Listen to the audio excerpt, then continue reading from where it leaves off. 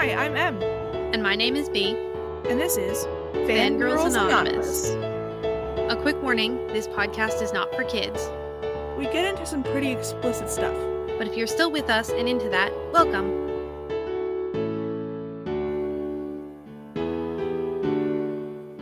Hello, Em.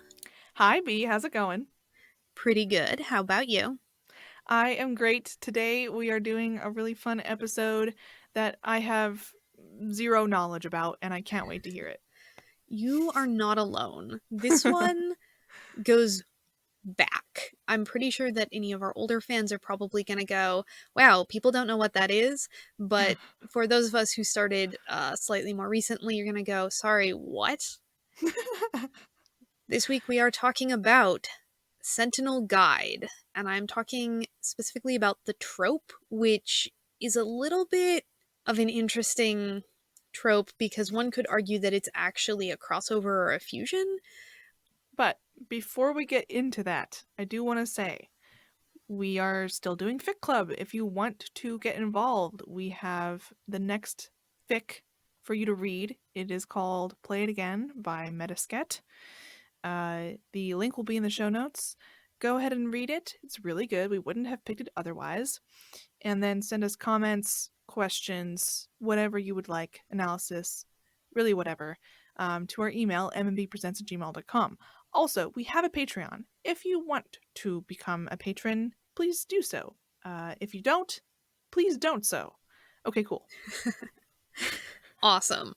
So, Sentinel Guide is a trope, and I'm gonna continue to refer to it as that, although feel free to interpret it otherwise, that originates from a fandom called The Sentinel.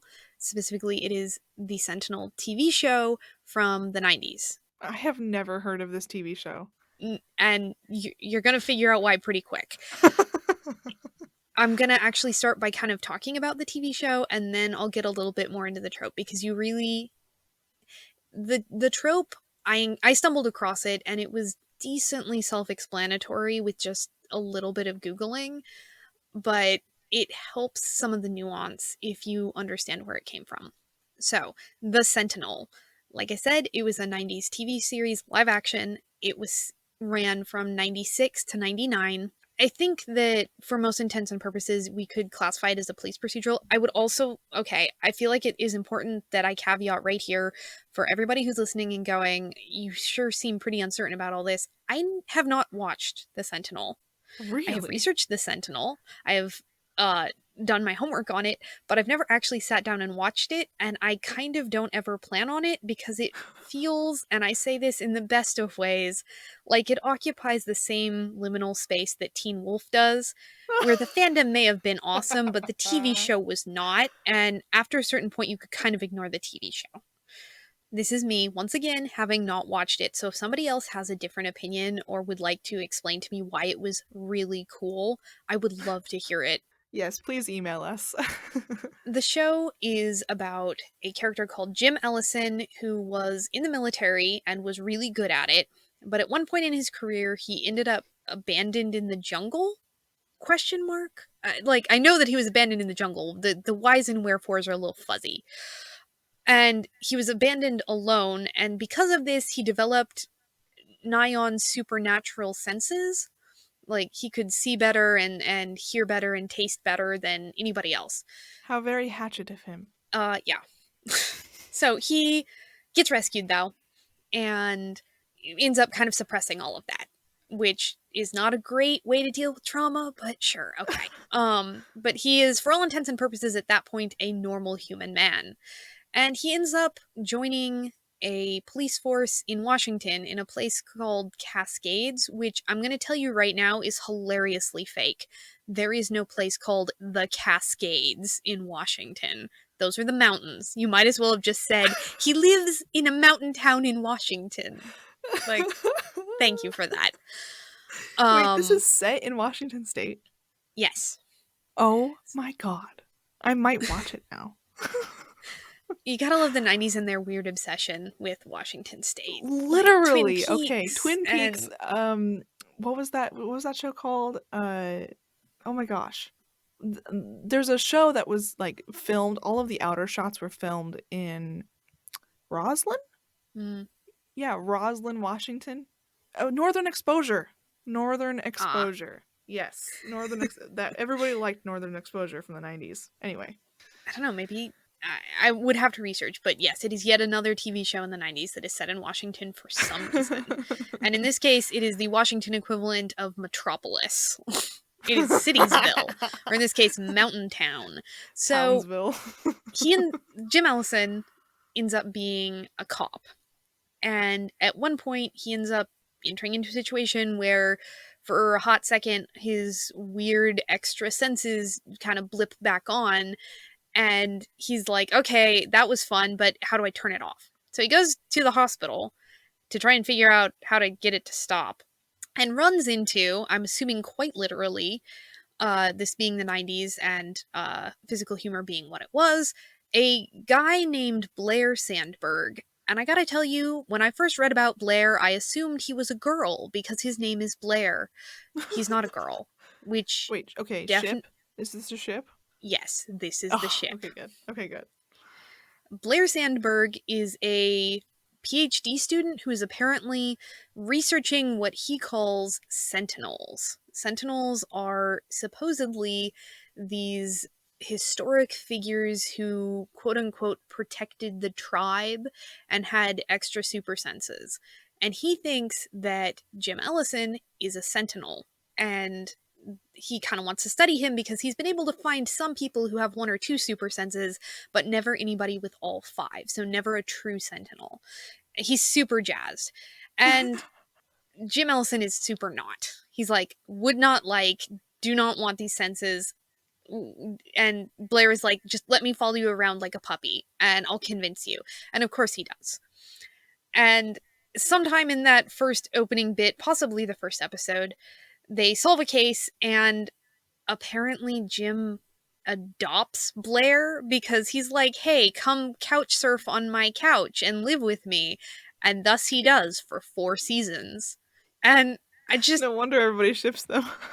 lads, is it gay to live full time with another man who you are apparently studying for your PhD thesis, so basically staking your entire academic career on, and also following him around like a lost puppy at his work and won't quit bothering him? Lads? I mean, maybe not. Like, maybe half and half not, but like also like maybe, you know? Yeah, this is just one of many things that would not fly today. Everybody would be No. all over this gay ship so fast. It's But true. apparently it's supposed to be just buds being buds living together in the same apartment Dudes and being working guys. together all the time. Oh gosh. Some important things to note, because these will come up in the trope themselves. There is this is one of the few really consistent things. There's a thing called zoning that Sentinels do. Zoning is apparently basically like a sensory overload where they get hyper focused on a sense to kind of the exclusion of all else, and it makes them somewhat catatonic and or maybe violent. It's not a good state for them to be in, and they sometimes need a little bit of help kind of tuning it back down so that they can get out of their funk and move on with their lives. This is pretty quintessential. I haven't read a Sentinel guide fic where that doesn't come up at some point, at least in passing. Like, that's a thing that happens. So there are Wait, I'm also sorry. canonical... I need to interrupt just for real quick. I looked up Jim and Blair on the internet, and I love it. I love it so much. You should definitely look up a picture of them, because Yeah. Jim is the most jarhead looking actor ever. He looks like he's supposed to play a soldier and nothing else, and not in a Yeah. main character capacity. He has And a cop Blair face. has Fabio hair for reasons Yes, that I he cannot understand. But he dresses exactly like you would expect a PhD student in Seattle to dress in the 90s. Pure I grunge. adore it. I adore it. Anyway, I didn't mean to interrupt you. Please go on. Yeah. So another thing that is canon, and I have seen hit and miss in some fics, some of them have it, some of them don't, is spirit animals. apparently both Blair and Jim have spirit animals, and I believe, although I may be wrong, again, I never watched the show, that Jim's is a Black Panther and Blair's is a wolf. I might have those switched, but I'm pretty sure that's the way it is. This is important, and I will get to just exactly why in a moment, but this is where things get a little bit weird. So, something that is canon. Sentinels apparently have some kind of sentinel instincts that make them territorial, because in the last season of the show, apparently after all of this time, another sentinel shows up, and this time it is a woman, I think, although her name is Alex, and just like with Blair, I apparently don't know the gender of these people, but I'm pretty sure her name is Alex. She is a girl. Alex is a girl. And apparently Jim doesn't care for her much. And again, lads, is it gay if you fly into a semi-irrational rage when you find out that your PhD Boswell Watson-esque character person following you around has been fraternizing with the other Sentinel in your territory? Like, because that's 100% a thing that happens. Oh, I love it. Oh man. You wake up in the morning and you don't realize that by the end of the day you're going to be starting to ship another couple. Like, this just happens to you. So, things that are not canon but are absolutely heart and soul part of the trope. And I hope that you've noticed that up until this point, I have not said a single thing about guides. Mm-hmm. There's been a whole lot of Sentinel. There has not been a whole lot of guide. This is because, with the exception of a single line in a single episode, there are no guides in the show. Guides are something that the fandom made up. In the show, the line is in reference to the fact that Blair, who apparently has academic knowledge and anecdotal evidence to support the existence of Sentinels, is somehow better equipped than literally every other person on Earth to help Jim control his Sentinel senses and kind of quote unquote can guide him back when he goes into like a zone. And fandom took this and ran with it. There were a couple of other elements that I will talk about in a moment, but the guide, fanon guide, is a person who is, the way I've heard it described multiple places, is sort of genetically predisposed to be compatible with a sentinel, and they are able to help them out and soothe them and, you know, make it so that their senses aren't super overwhelming. And over time, this sort of mutated into a almost empathy-like power. I've definitely seen versions where they are empaths or they are telepath empaths, combination thereof. The important part is empathy. And they are literally psychically bonded with a sentinel in order to help them out. And this bond is got a lot of different characteristics, but it seems to almost primarily be of benefit to the Sentinel, although I've seen world building where it's a mutually beneficial arrangement. But none of that is at all canon. So, again, let's swing back the other way. Something that is canon, and actually definitely goes in with the whole guide shenanigans. At the end of the series, Alex, the other Sentinel, the one that Jim does not like, ends up killing Blair for reasons. No. But My love. and here it is. Jim, through the power of his spirit animals, spirit animal singular, manages to bring him back to life by merging the spirit animals together. So a lot of times in the trope itself, you have this emphasis. I've seen it where they don't have spirit animals, and it's almost more like ABL. But when there are spirit animals, it usually, and there's a lot to talk about with the spirit animal thing. It has to do with the bonding thing, and the fact that there is this obvious, blatant spiritual connection between these two characters absolutely fed the idea that you have to have this mysterious, semi-magical spiritual bond between a sentinel and a guide. It's a lot. I kind of want to break it down because I cannot emphasize enough at this point. Despite the fact that it is set in Washington, despite the overt references, from what I understand, to Native American lore, Uh-huh. and the actual appropriation of spirit animals, which is an Yes. actual religious thing that people believe and should not be anywhere near white culture in this fashion, in my opinion. Yes. All of these people are white. They are not Native American. Wow. So there's just so much Wow. to unpack with that. This would not go down in any other time than the 90s. No, it would not. And I'm like, first off, the one, as far as I can tell, super plot relevant female character was overtly disliked by one half of this pair, and then was totally kicked the dog by killing Blair, who was then resurrected through the power of spiritual bonding with the other character. TV network nowadays is too scared of just Yeah. exactly what they would have that implies to put it on the screen. And then also, yeah, the not so great implications of having only white people on this show, despite the mythology they reference. Blair should have been Native American. Yeah. I Yeah. don't know that there's a way to rescue it, to be completely honest. I'm not even sure making him Native American would do it.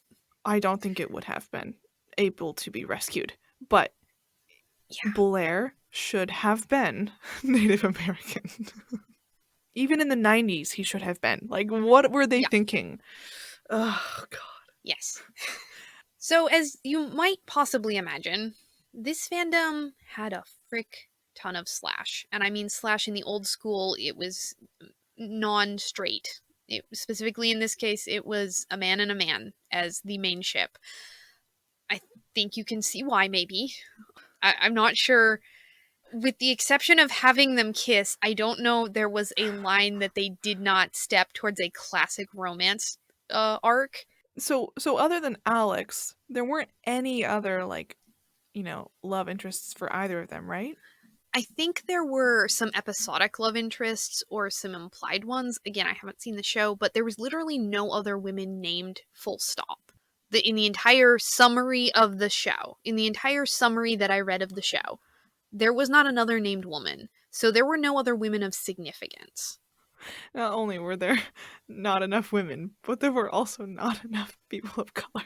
What the hell? I believe there was one black man who was possibly the chief of police and also good friends with Jim. I did not Okay. hear him referenced as being plot relevant to at least the big arcs of the plot almost ever. I think he was generally supportive of him being a Sentinel.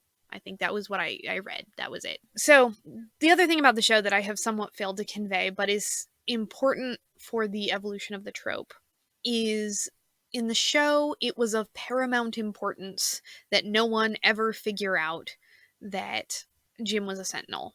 I have no idea why, but it was of paramount importance, and they did backflips making sure that no one ever found out. Until the very, very end, the season finale, where apparently Blair's mother is just deeply amoral, and she mails his thesis to a news outlet, who then proceeds to publish headline after headline about this mysterious Sentinel phenomenon, which, that the cat's out of that bag. So, just to twist the knife a little bit deeper on the like, how gay can you possibly get without ever actually being canonically gay, Blair, in a heroic moment of self-sacrifice, absolutely sabotages his academic career by denouncing his entire thesis and saying that he made it up, thereby going down in a flaming ship of academic dishonesty. At which point, apparently, he decides to be a cop, When was which this? What season? the very last season. This is the end of the show. No. He spends 4 years with this man and, like, does a specific thing with him and then throws it all away for him. Yeah. And don't forget that he died and came back because of him. Yeah. Oh my Like, god. this is a next level writer's gay chicken. I just Yeah. Holy crap. I can't. Okay, please give me more deets. I honestly can't do much more than that because I got to this point and went, okay, I can see why this show was not great and why I will probably never watch it. But I I can can also see see why. why the fandom was Yeah. absolutely crazy on point because you will notice that I stated it way back at the beginning. This show aired from 96 to 99, which was early days baby steps internet fandom. And this was one of those fandoms that had a predominance of slash. Not a whole lot of other fandoms had it to this level for sure, and definitely not so much of a majority that you ended up with like heterosexual pairings were very, very, very secondary, if not tertiary.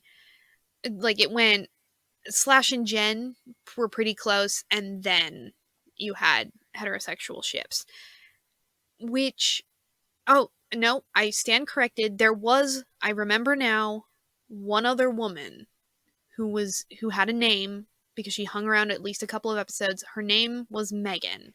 And so there was a short burst of heterosexual shipping with the token Megan character. And that's the full extent of what I know about her. Another white person? Yay. I have to assume. I have to assume too. Oh my god. Ugh. Most other fandoms were not like this at all. If they had slash, it was basically treated like explicit, and probably had, to my understanding, about that level of prominence. Like you Huh. put it in a special archive, and sure it existed and people enjoyed it, but it was not. It wasn't the bread and butter, I guess, in the same way that it is now. Sometimes, not the explicitness, but the gay ships. That is really interesting that this show was kind of the first like seed for a fandom that was mostly slash, mostly what people would Mm-hmm. call slash. That's interesting. Yeah. And this, all of that lead up, all of that trying to explain this really odd little show, is to Yeah. say that the reason that the Sentinel Guide trope exists, to the best of my knowledge, is because this was one of the very last centralized fandoms where slashers were all in this fandom. Everybody who shipped slash was in this fandom at some point, and they knew about it. And so when they went out and disseminated to other fandoms and took their fandom practice with them, they kind of carried Sentinel with them. So the Sentinel Guide was well known because everybody had been in that fandom. And so if you wrote basically a Sentinel Guide AU, people would be like, "Oh, yeah, I know what that is." And apparently it got telephoned, and down the line it just became the Trope Sentinel Guide, which is, I think, a combination of a Sentinel Guide AU and a very specific there was a specific trope in the Sentinel fandom called Sentinel and Guides Are Known. Because like I said, in the actual show they narratively did cartwheels trying to keep the Sentinel phenomena known, but it kind of tickled the fans' imagination. Well, what if there was a world where Sentinel and Guides were known and were common enough that there were like societal rules around it? And so they started writing a whole bunch of stories around that idea. Oh my god, this is the precursor to ABO. Yeah, it is definitely one of the foremothers. They had some of the things that are really, really common in ABO definitely poked up their heads here. There is 100% the dominance hierarchy, where whether it's guides who are on top or sentinels, there was a hierarchy a lot of the time. And it was interesting because it could be everything from a fairly rigid, like, socioeconomic model where guides are almost a job and you have to go in and you get assigned your sentinel and you do your job and you clock out and you have your own life, and some of them that are the next best thing to just a BDSMAU, where they are in a very committed, very structured relationship of a specific kind, sort of dictated by the rules of society, a lot like ABO does. Yeah. And so when you kind of got several layers removed from the Sentinel fandom and you had these two tropes hanging around, the idea that, hey, Sentinel and guides are known and there are some strict kind of societal guidelines about the way that they interact over in the course of their lives, and also just their Sentinel and guide exist and are here in this story now.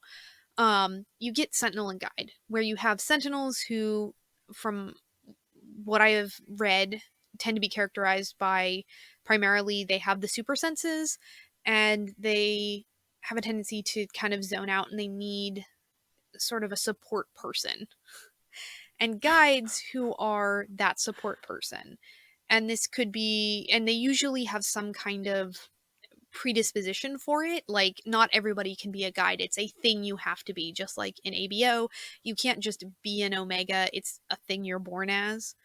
Guides follow the same rules, but that's about the only hard and fast about them. Like I said, I've seen them where they have empathy powers. I've seen where you have to be trained to do it, and a lot of people just have kind of the innate gift, but you have to nurture it.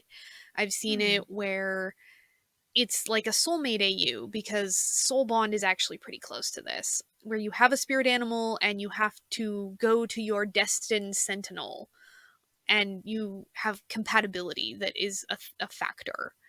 Much like ABO, there's a lot of different world building that goes on in Sentinel Guide. It's almost more of an umbrella term for a whole bunch of world building and sort of playing with tropes that people do. And it definitely is a foremother to ABO. There is so frigging much in common. When I actually first read it, I thought it was just another way of doing, like, a very odd, a little bit sideways way of doing ABO, because it feels a lot the same, but it technically isn't. ABO is a odd sideways way of doing Sentinel Guide. Yeah, I would argue that ABO was like, we like Sentinel Guide, but also werewolves, but also like BDSM AU. So we're just gonna smoosh them together. Yeah. So I feel like it's also important to talk about the spirit animals a little bit, because as thought-provoking as their inclusion in the TV show is, how do they even represent? I know you haven't seen it, but how would they even represent those spirit animals? God. I have to assume that, given the zeitgeist of the time, that they had like stock footage of these animals doing a specific thing, and that every time they appeared it was always like the panther leaping out of the trees, and it was very psychedelic, I have to assume. So the spirit animals, the way they're used, actually reminds me a lot of, and you're going to have to forgive me, I'm not sure exactly how you pronounce it, having only read the books the once when I was a kid and not really watching the movies, but I believe it's pronounced daemon or demon. It's demon. It's demon? Okay. Yeah, it's demon.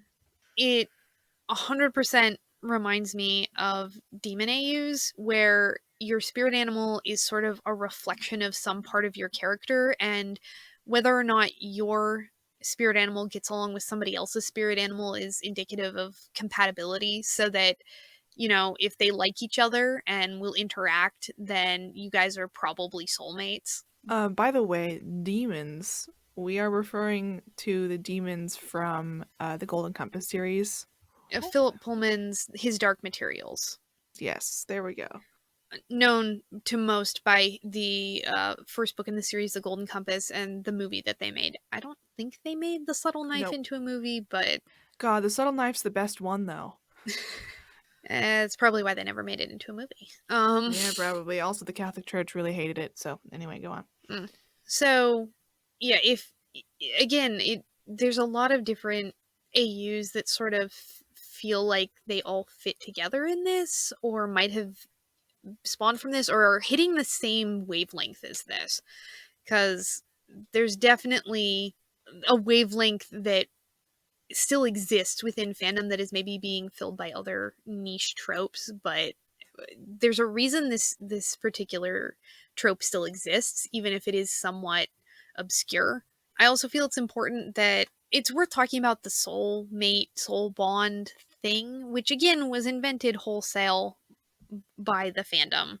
We have a visual, we have to assume some things, but it was never actually discussed or explained within the course of the show. So in the trope itself, again, it functions like ABO a lot of the time. I have seen people explain it as you explicitly have to do the whole weird biting thing like you do in ABO in order to establish this weird soul bond thing. But it's interesting because I've only seen some ABO where it's explicitly psychic. Yeah, I've seen it where it's like a mystical magical bond where you have like an empathy or something, or I sometimes haven't. telepathy. Not ABO. I've seen Huh. it occasionally in ABO.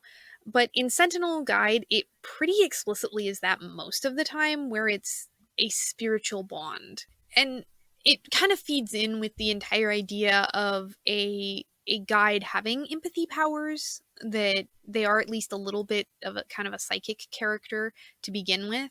And just from my own reading, some of the rules I hesitate to say, but I guess common reoccurring tropes, subtropes, I guess, is that this sentinels are, so they are somewhat glass-jawed in that they are very, very powerful, but it's pretty easy to take them out by overwhelming them with their own senses. So you, like a flashbang works really good, especially Mm. because it's heavily implied that without sufficient help, they can't really save themselves, or it's very, very hard to.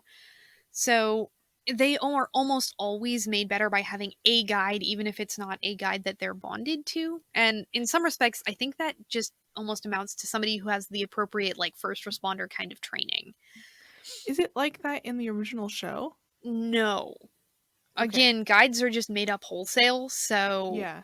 as far as we can tell, Besides and that one they line. yeah, and because they do so much narratively to keep the entire thing a secret, you have to assume that whenever the zoning things happens, Mm. literally it's somebody who's already in the know, which probably, given the givens, is Blair, just because he's probably already there. But past that, no idea. But on the guide side, it's implied that they also have some vulnerabilities where they tend to be more even keeled and less broad spectrum distractible, I guess is the best way to put it, than a sentinel is. Like, they're harder to overwhelm, but because they're more on the empathy side of things, they are somewhat vulnerable to, I guess, being taken advantage of. Okay. This feels very alpha omega It to me. so very, very much is. Again, slightly to the left. If you just Yeah. sort of crook your head and look at squint, it's ABO, but with a slightly different color palette. Mm. And so I guess what they get out of it is if they bond with a sentinel, suddenly all of their magic empathy powers are kind of narrowed down to just the one person, and they're sort of protected.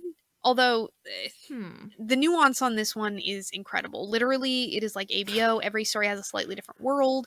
It's just a Yeah. collection of common traits. But it's definitely weird. I can't even say that. It's, I mean, okay, if you call this weird, you would call every trope weird, right? yeah, I don't know. It feels slightly less thought out. It feels very much a product of its Mm. time, in that a Yeah. lot of times there are very, very defined roles for these characters, whereas a lot of, at least current ABO, thrives on sort of this subversive model where it's people not meeting the expectations set up by the trope, or subverting them, or consciously examining them.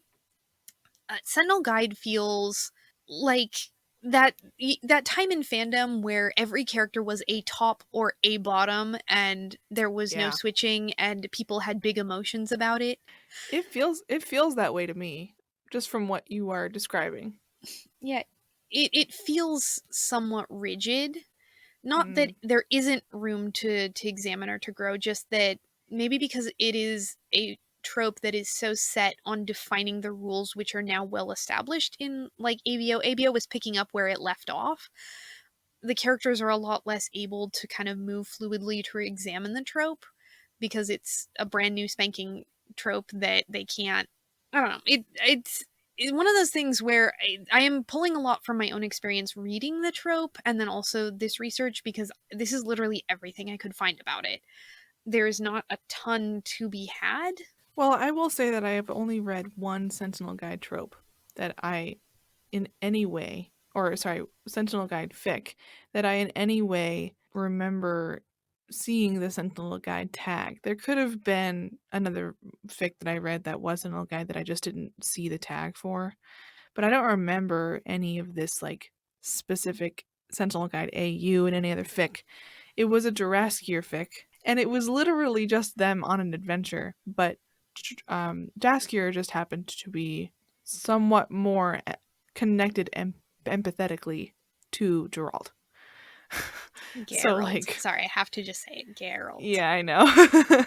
I say it differently than you, but like at the time I remember thinking, what the hell is Sentinel Guide? This fic is not any different than any other like Jurassic fic I've read. So it's like, it's interesting because I feel like Sentinel Guide can kind of like, it's not quite so ABO like ABO where it feels like Sentinel Guide can kind of fly under the radar when you're reading a fic, especially when a certain ship is very already Sentinel Guide, right?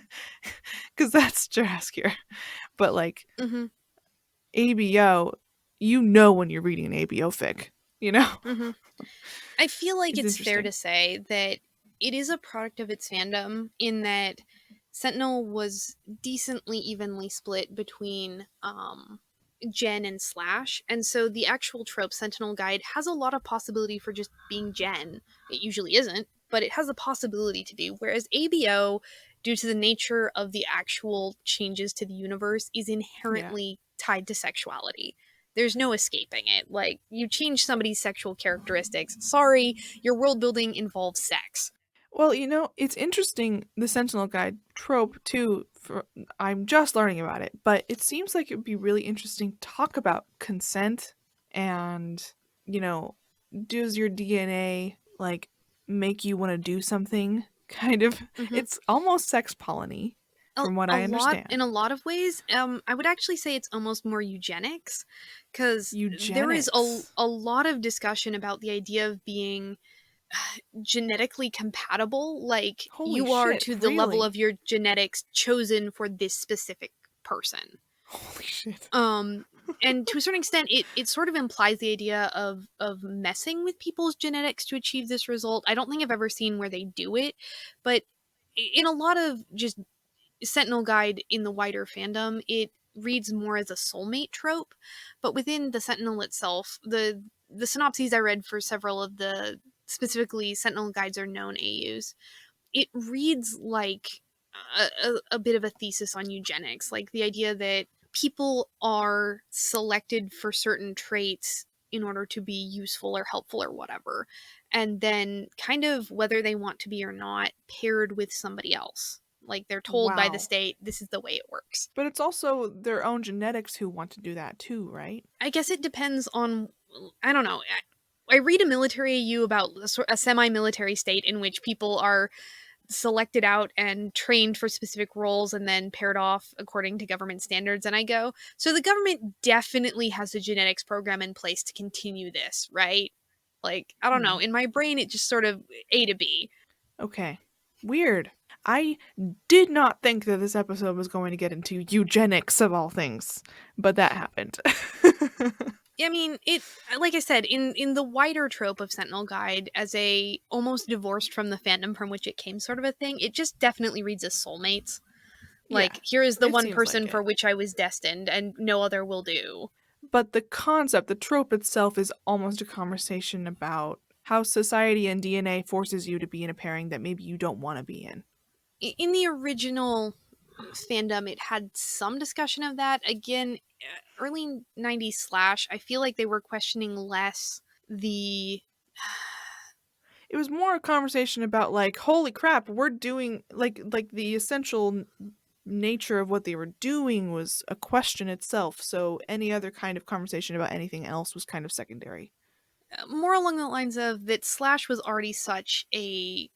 It was under fire as it was. Exactly. So yeah, calling into question doing anything but sort of adhering to the idea that no, this has to be, this is meant to be, probably was undermining their entire point. So I went relatively unexamined. Not to say that the themes were unrealized, just that in an effort to not undercut their own storytelling and sort of getting over that suspension of disbelief, they probably were like, you know what, we're not going to discuss how this is probably not great. We're just going to roll with it because otherwise, it's not meant to be, and that's unfortunate. It's like too much for the reader. Again, this is gross supposition on my point. I have researched the heck out of it, but I have not watched the show. I have not read a actual The Sentinel fic. I have read synopses, I have looked at summaries, but I haven't actually read them. I might now. It sounds kind of fun. I wonder if there's like any new fic coming out. I do know that one of the main archives that hosted the Sentinel fic, because this predates AO3, By a was while. one of the first archives that was archived by the Open Doors Project. Really? Mm-hmm. Cool. So, this is a fun fact. Before AO3 and the like, way early fandom days, this time period, whenever you made an archive of fic, it had to be manually curated by volunteers. Usually the person who owned the site and some handpicked volunteers, and they would manually input your stories one at a time. Well, one of the Sentinel archives was the first one to have somebody, in this case it was Ostalot, who still writes and is an amazing writer, so go check them out. I love their Merlin fic. Ostalot wrote the first code to automate uploading fic onto an archive. That code is the kind of seed of AO3. I saw some stats, and the fandom is very, very dead. The stats end in 2006, and there were... Oof. Yeah, in its heyday, they were posting over 1,000 stories a year, and by 2006, it was down to maybe 200. So... Yeah. Is dead, friends. Not to say that one or two fics don't still occur, but the fandom itself is past its prime because the show did not support it. I'm just going to put that out there. Well, Sentinel Guide is a lot more basic than I thought it was going to be, because the title, the name itself seems very like, what is this? It's very compelling and mysterious. But it was also more complex than I realized. Yeah, the actual, if you've encountered ABO before, the actual Yeah, exactly. trope itself is very intuitive. Yeah. But the specifics definitely blindsided me the first time I came across it. Like, this all makes sense right up until they got to the spirit animals, and then I was like, I'm sorry, what? Am I supposed to already know about the spirit animals? Because this definitely reads like that. It's a mother trope of a lot of other tropes. That's fun. Or at least a companion. Like I said, I don't know that it was directly linearly related to, like, the demons AU. But it's older. It definitely was pinging on some of the same energy, so... Yeah, I mean, it is older than them, so I kind of like to think that it's a mom. I just see absolutely no relation between the actual pieces of media. True. But I didn't realize Sentinel Guide was, like, from an actual piece of media, because ABO sure isn't. And Soul Bonds sure aren't, Mm-hmm. I think it may be time for... Red Corner! I haven't done that in a while. Mm-hmm. So, since I am the expert, I guess, on Sentinel Guide, I have two of them this week. They are very different takes on the same trope, in my opinion. So, the first is The Oak and the Ash by Sunryder. This is a Hobbit fic, and it is somewhat epic in length. It postulates a Middle Earth in which there are sentinels and there are guides, and that is all well and good and very known. And it's a lot less rigid, but the idea is very much that there is a sentinel for a guide and a guide for a sentinel. So the story starts out with Bilbo in the Shire, and he is a guide. And according to the laws of the Shire and about how guides work, he is not a very good guide. Like, in fact, he's quite bad. And what's more, he doesn't actually he's not compatible with any of the Sentinels in the Shire. And so he's a little bit of an outcast for these two reasons. But one day in the middle of the marketplace, he is suddenly struck by a terrible psychic thought from on far, and lo and behold, it is his Sentinel, who is not in the Shire. So him and some Ooh. of his family pack up and go on an epic journey to find his Sentinel. Who is, you'll never guess. I wonder. It's really funny. It has a really, really wonderful little twist kind of in the middle, and it's generally fairly pleasant. One thing I didn't touch on, I guess I should have, but brief aside, we get one more connection between Sentinel Guide and ABO is those weird Sentinel instincts that are technically canon but are a little bit fuzzy. I guess territoriality is the thing in the show. Yeah, in Fanon, that's 100% exactly like Alpha and Omega. It is Yeah. definitely the, oh, we're definitely super compatible, we need to go find a room pronto stuff. That's pretty common. It's not universal, but it's pretty common. That definitely appears in the Oak and the Ash, but in like the funniest way possible. So just, it's very enjoyable. So my second one is called Look Into My Eyes, Tell Me No Lies by Neverazombie, which I highly recommend going and reading the summary on this one because it's really funny. It's what drew me in. I actually had no idea going in that it was Sentinel Guide. This one's a little bit different in that there are technically no Sentinels and Guides as is in this is a Witcher fic. Let me put that out there. And this one, there are no Sentinel Guides as is. But the fic revolves around the idea that kind of out of nowhere, Geralt ends up experiencing like these huge sensory overloads for no reason that kind of freak him out. And lo and behold, Jaskier is able to help with this, which then leads to a lot of sex. I'm just going to put that out there. That is, we go from, wow, this is weird, to sex in about 3 seconds flat. Gotta love it. Gotta love fanfiction for what it is sometimes. Yeah, and it turns out that, hey, Geralt is a sentinel, and I guess Jaskier is a guide. I don't know that he's ever called that as such. The story is not super long. There's a little bit more to it. I will warn you straight off the bat, for those of you who really, really like her, Yennefer does not look great in this one. She's not bashed, in my opinion, but it's not a good look on her either. So if you really love her, maybe not this one. But otherwise, if you are indifferent to her characterization, this one is pretty funny as well, in my opinion. Maybe I just think it's really funny when people just sort of absolutely skip the slow burn and are like, so that happened, and move right on with their lives. And that is it for my recs. Those are the ones that I can lay hands on and remember well. I've read more than them, but those are the ones that I actually was like, oh yeah, I will go back and read this again. Yeah, and I don't have any because I didn't really know what this trope was until about 38 minutes ago.